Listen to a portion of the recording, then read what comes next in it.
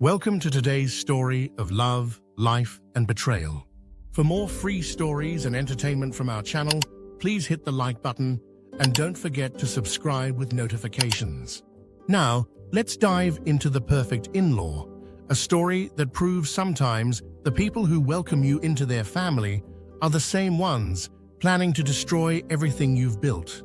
Sarah Mitchell stared at the empty space on her mantelpiece where her grandmother's antique music box should have been. The delicate porcelain ballerina that had danced to Chopin's Minute Waltz for 3 generations was gone, along with several other precious family heirlooms that had been carefully displayed throughout her home. Her hands trembled as she walked through the house, cataloging what was missing. Her mother's pearl necklace from the jewelry box upstairs, the vintage gold pocket watch that had belonged to her grandfather, even the small but valuable first edition books from her father's collection. Someone had been very selective, taking only items that were both precious and portable. The police had already come and gone, dusting for fingerprints and taking statements, but Sarah knew they wouldn't find anything useful. Whoever had done this was too careful, too methodical. They had known exactly what to take and had left no obvious signs of forced entry. "I'm so sorry this happened to you, sweetheart," said her father-in-law, Robert Blackwood, as he wrapped her in what seemed like a comforting embrace. "Thank God you and Tommy weren't home when it happened. Who knows what might have occurred if you'd walked in on them." Sarah leaned into Robert's shoulder, grateful for his support. Since marrying his son Tommy 2 years ago, Robert had been nothing but kind and welcoming. He'd helped them with the down payment on this house, had been there for every holiday and family gathering, and had treated Sarah like the daughter he'd never had. "The insurance will cover most of it," Tommy said, though his voice was tight with anger. But some of those things were irreplaceable. That music box has been in Sarah's family for generations. "Material things can be replaced," Robert said sagely. "What matters is that you're both safe. Though I have to ask, are you sure you locked all the doors and windows before you left for our weekend at the lake house?" Sarah nodded, though doubt crept into her mind. Had she been careless? Had she somehow made this easier for the thieves? "Don't blame yourself," Robert continued. "These criminals are getting more sophisticated every day. They probably watched the house, learned your routines. You can't live your life in fear." Over the next few weeks, Robert was a constant source of support. He helped them upgrade their security system, install new locks, and even suggested they get a dog for protection. He seemed genuinely invested in making sure they felt safe in their own home again. But Sarah began to notice small things that didn't quite add up. Robert knew remarkably specific details about what had been stolen, despite Sarah never giving him a complete inventory. He mentioned the missing pearl necklace before she had told him about it. He asked detailed questions about the insurance claims process that seemed oddly well-informed.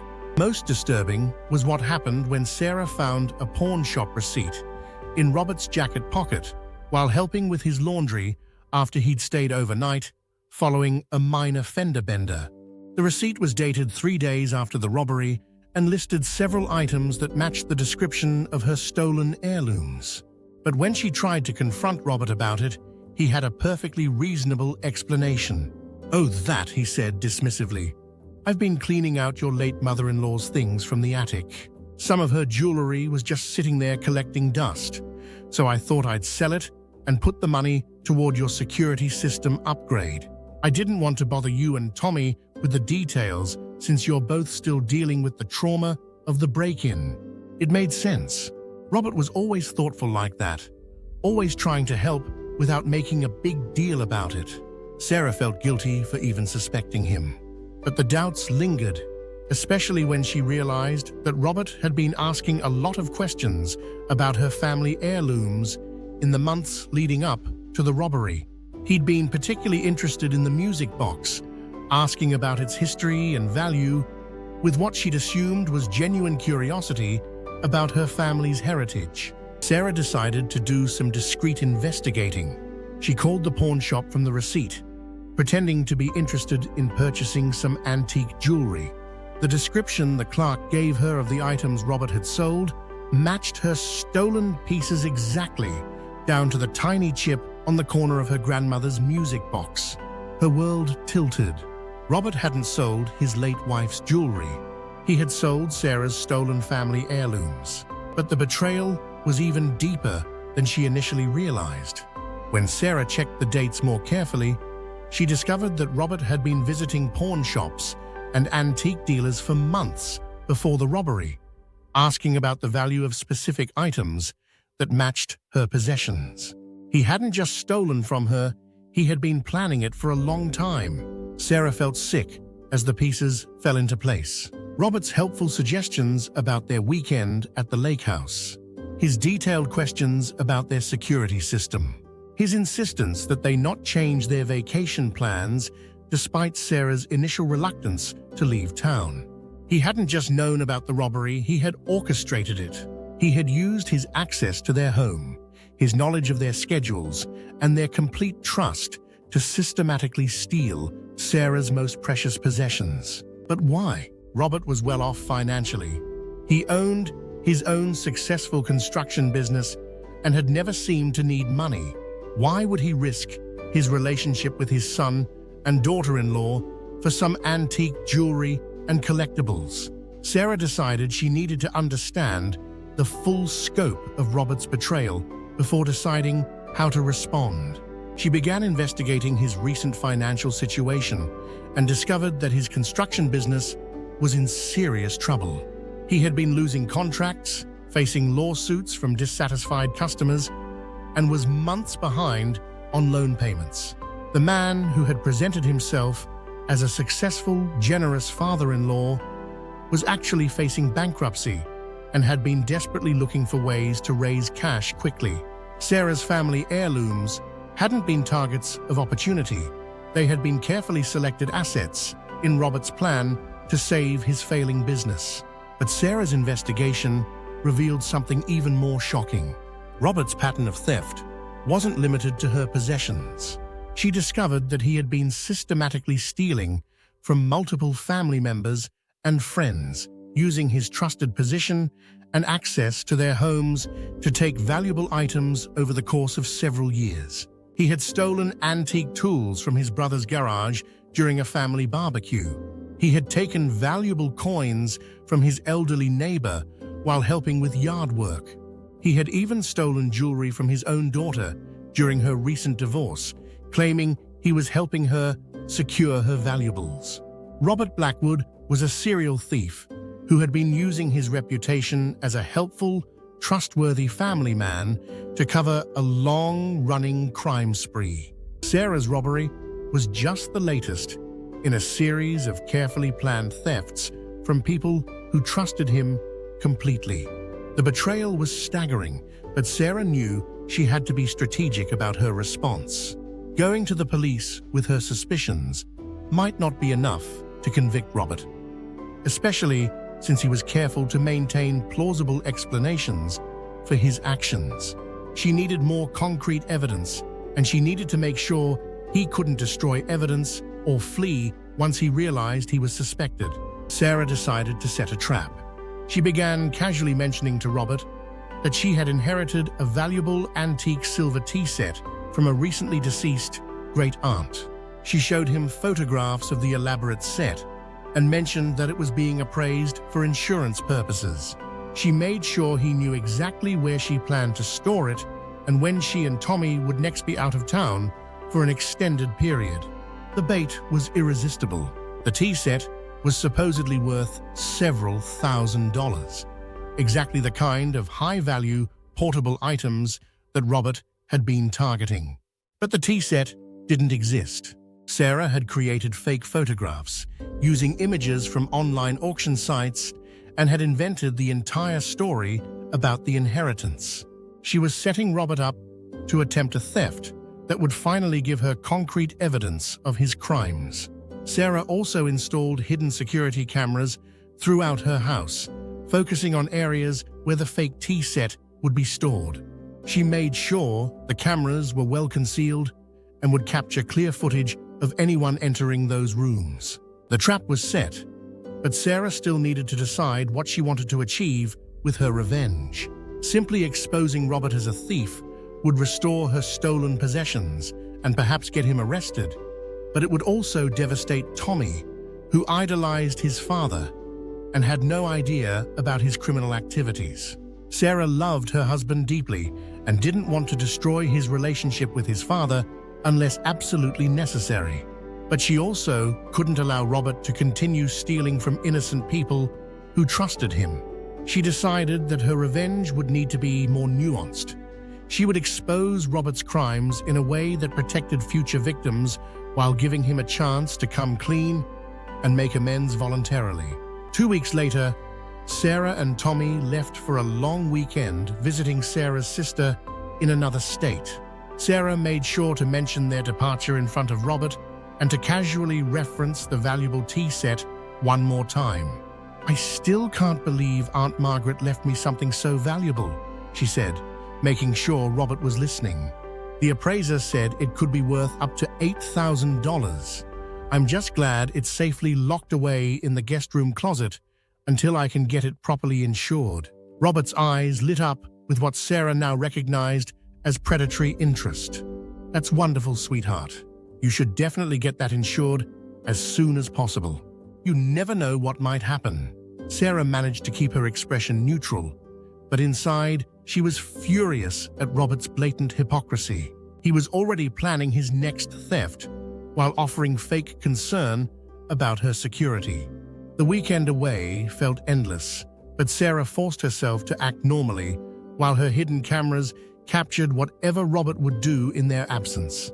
She had given him the perfect opportunity to reveal his true nature, and she was confident he wouldn't be able to resist. When they returned home Sunday evening, Sarah immediately checked the hidden camera footage on her laptop while Tommy unpacked their bags. What she saw confirmed her worst suspicions and provided evidence that was even more damning than she had expected. Robert had entered their house within 2 hours of their departure using his emergency key, but instead of just searching for the fictional tea set, he had systematically gone through their entire house, looking for any new valuables he might have missed during previous visits. The cameras captured him rifling through Sarah's jewelry box, examining items he had somehow missed during his original theft. They showed him checking behind picture frames for hidden safes and even examining their computer equipment to assess its resale value. Most disturbing was the footage of Robert in their bedroom, carefully photographing documents from Sarah's filing cabinet, insurance policies, bank statements, and investment records. He wasn't just planning to steal physical items, he was gathering information for identity theft or more sophisticated financial crimes. The cameras also captured Robert's reaction when he couldn't find the fictional tea set.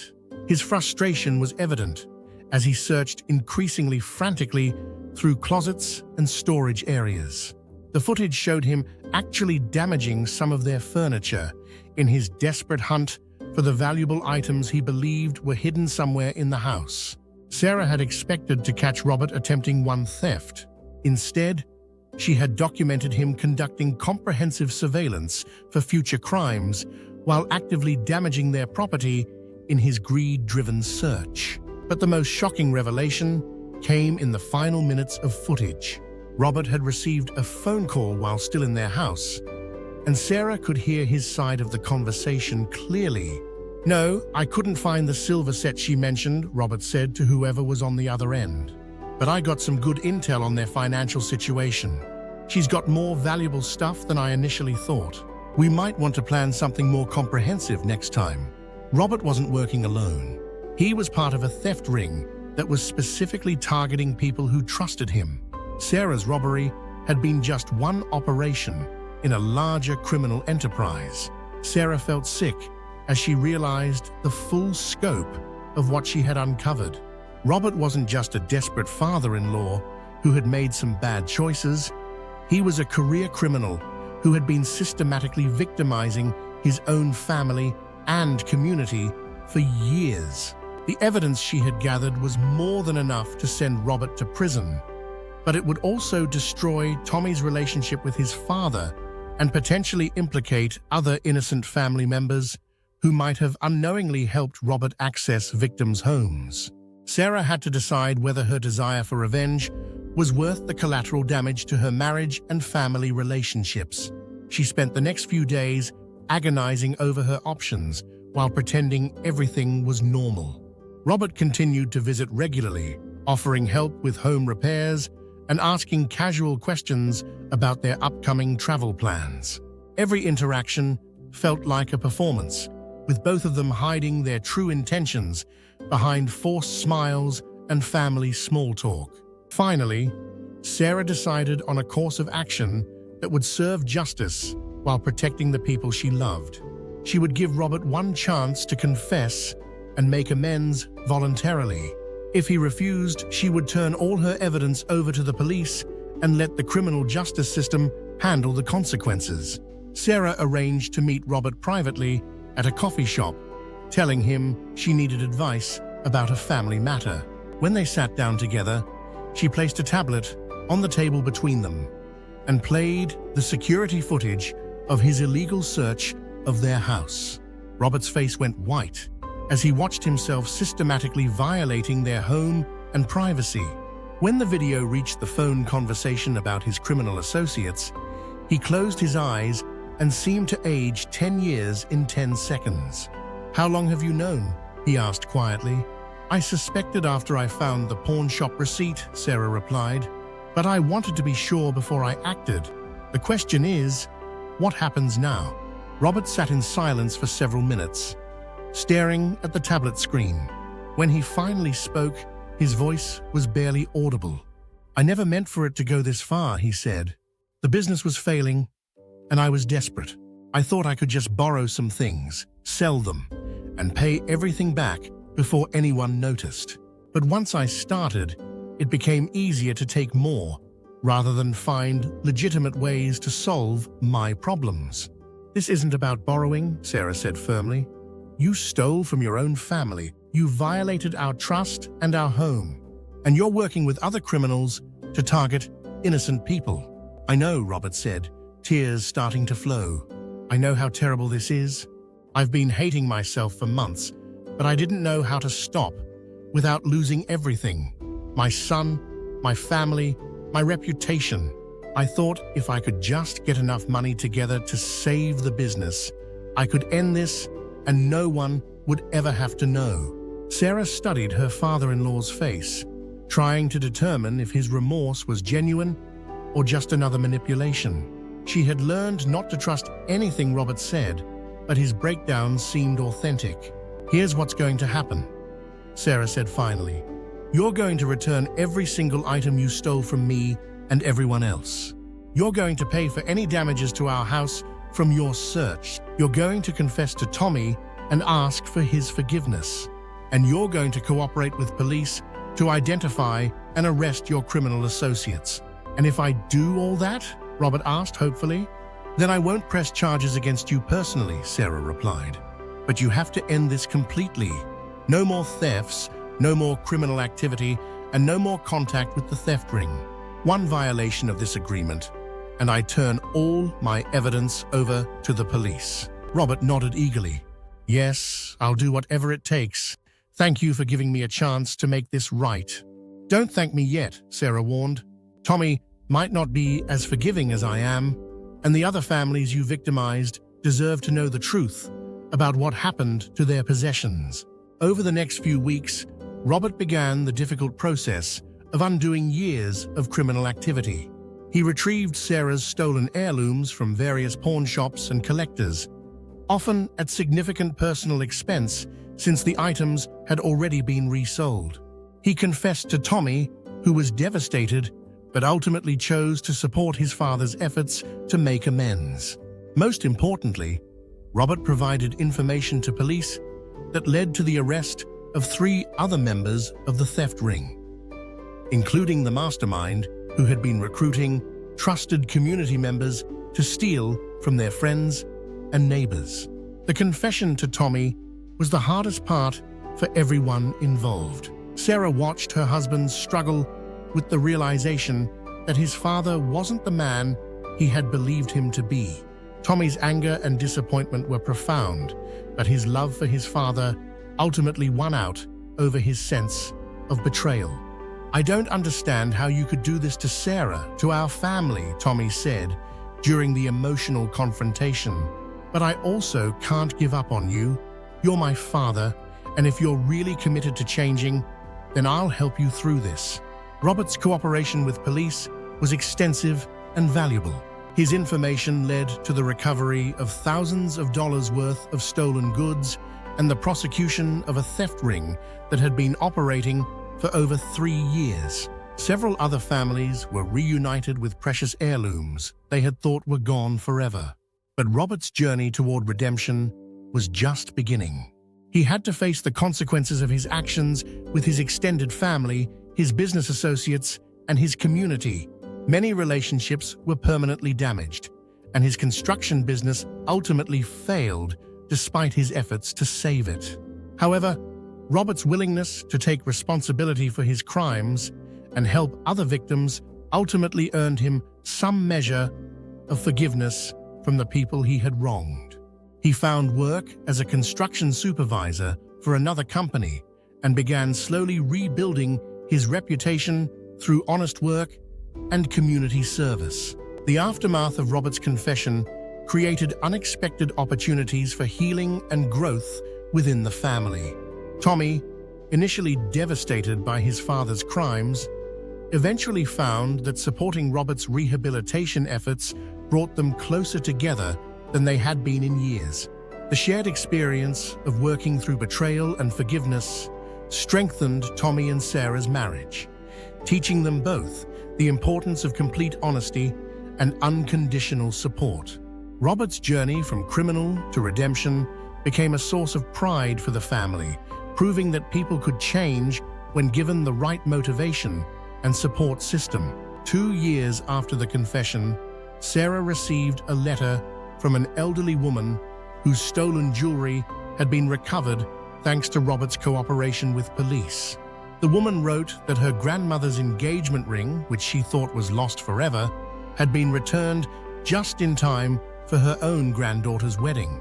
The letter reminded Sarah that her decision to offer Robert a chance at redemption had created positive ripple effects throughout their community, reuniting other families with precious memories they thought were gone forever. Robert's former criminal associates were less fortunate in their outcomes.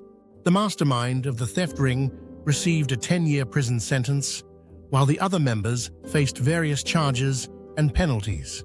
Several victims chose to pursue civil lawsuits, resulting in significant financial judgments against the criminals. Robert's cooperation had not only exposed the ring, but also provided evidence that led to much harsher sentences for the other participants, who had shown no remorse or willingness to make amends for their crimes. The experience transformed Sarah's perspective on justice and revenge. She realized that her initial desire for punishment had evolved into something more meaningful, a commitment to preventing future victims and creating opportunities for genuine redemption. She began volunteering with victim advocacy groups and speaking about the importance of community vigilance against trusted predators. Her story became a case study in how personal betrayal could be transformed into community protection and healing. 5 years later, Robert had not only maintained his commitment to honest living, but had become an advocate for theft prevention in his community. He spoke at senior centers about protecting valuable possessions and recognizing the warning signs of trusted individuals who might be conducting surveillance for criminal purposes. His insider knowledge of theft ring operations proved invaluable in helping law enforcement and community groups develop better protection strategies for vulnerable residents. On the anniversary of her original robbery, Sarah hosted a family dinner where Robert formally returned the last of her recovered heirlooms, the antique music box that had started her investigation. As the porcelain ballerina danced once again to Chopin's waltz, Sarah reflected on how her pursuit of justice had ultimately strengthened her family bonds and protected countless other potential victims. Robert's betrayal had been devastating, but her response had created something more valuable than revenge. It had created the possibility of redemption, healing, and prevention of future crimes. Thanks for listening to today's story of love, life, and betrayal.